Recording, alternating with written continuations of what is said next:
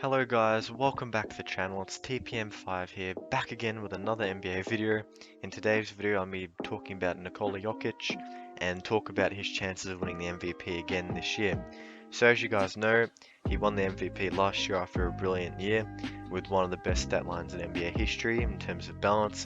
In 72 games last year, Jokic was averaging 26.4 points, 10.8 rebounds, and also 8.3 assists, so a career year in all stat categories.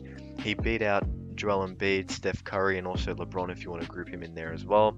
Embiid and LeBron started out as front runners. However, due to a combination of injuries and then also struggling to return from injuries, they weren't able to regain that, form.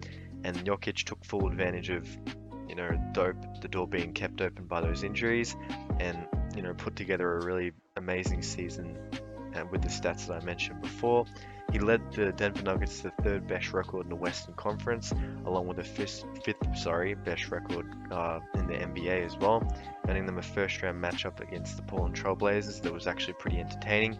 They ended up beating the Portland Trail Blazers without Jamal Murray, so that's also another impressive thing as well. So just quickly on the topic of Jamal Murray, now Jokic will be without Jamal Murray for the start of next season. Obviously, I believe it was an ACL tear that will be keeping Murray out. But surprisingly for the Denver Nuggets, they're actually 16-8 without Jamal Murray, which is a 66% win percentage.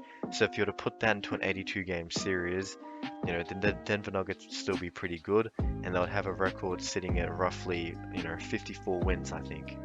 Which, judging off of previous trends in the Western Conference, seeing as the conference is starting to ease up a little bit, I think that would still be good enough for a top 4 seed, which not only gives Jokic a good position in terms of winning the MVP again, but also keeps the Nuggets in good stead for when Murray comes back as well.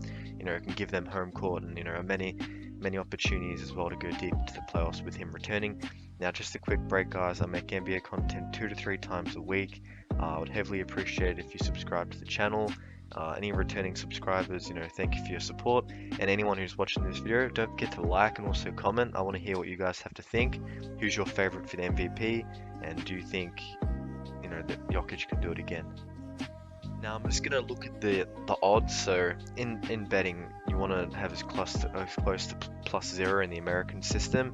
Now at this point, Luka Doncic leads the odds at +440, followed by Joel Embiid and Kevin Durant, who are both at +750. Then Giannis and Steph Curry, who are both at +850. Then Dame at +1,200, and then LeBron James at +1,400. And then down the very bottom of that list that I just outlined, the the eighth best player in terms of the odds is Nikola Jokic at +1,600. Now, I wouldn't read too much into the odds, seeing as not much of the season's been played, and at this point it's a pure estimate. And obviously last year the odds weren't too much in Jokic's favor anyway. Now I'm going to go through the list and make the reason or make the case for why they couldn't win MVP. Now I'm not trying to hate or bash on them. This video is purely from the Jokic perspective, and if you guys want me to make other videos, regarding the MVP for other players, feel free to comment. I'm happy to do that.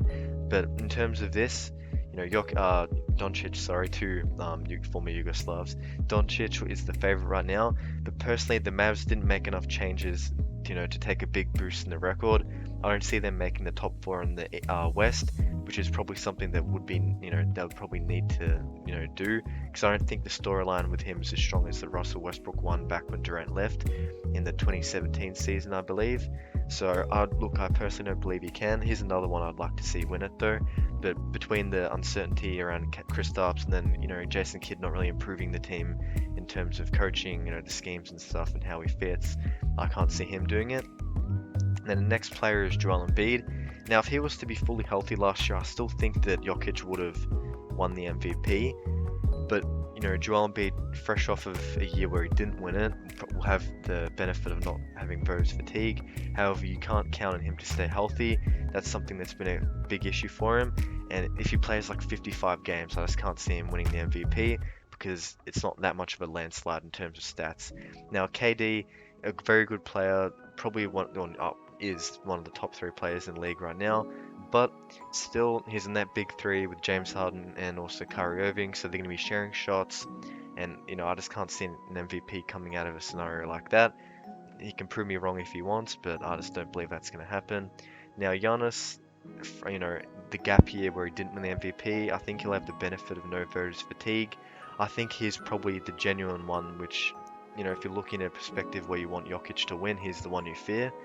Steph Curry, you know, if the Warriors can bounce back, you know, getting Clay back and have more success as a team, he's another one I'd be fearful of as well. And is also removed from his back-to-back MVPs.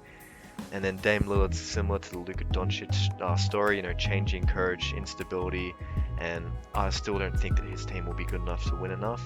And then you have LeBron James, who's surprisingly low for preseason betting odds, but I think he's getting too old. I think injuries and health will be an issue, and he does have to share the, you know, the keys to the offense with Russell Westbrook and also Anthony Davis. So I know I'm going to cop a bit of hate for that, but he's obviously been a great player, and he's old, and for him to even still be in this conversation is a big, you know, credit to him as, you know, as a player.